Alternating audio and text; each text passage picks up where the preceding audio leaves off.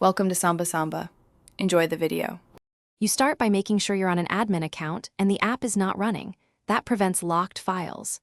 Once done, press Command plus space in Type Finder or click the dock icon to open applications. Make sure to glance at Activity Monitor if the app won't quit because a background process can block removal. You're now in the right folder. Proceed to locate the app and prepare for removal. This avoids permission errors later and keeps user data safe. You can drag the app to the trash for simple removals, or run its bundled uninstaller when available because it removes hidden components.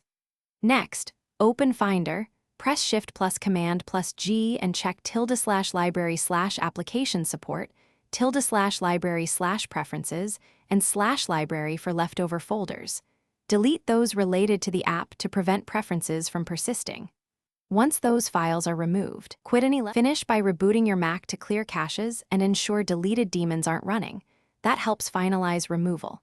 If files persist, restart in safe mode or reinstall the app's official uninstaller, then run removal again because safe mode prevents third-party services from blocking deletion.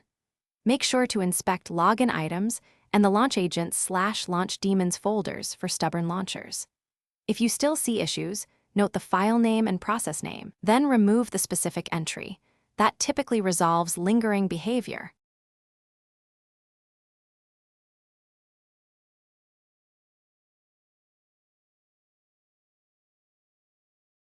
Thanks for watching. Consider subscribing if we helped you.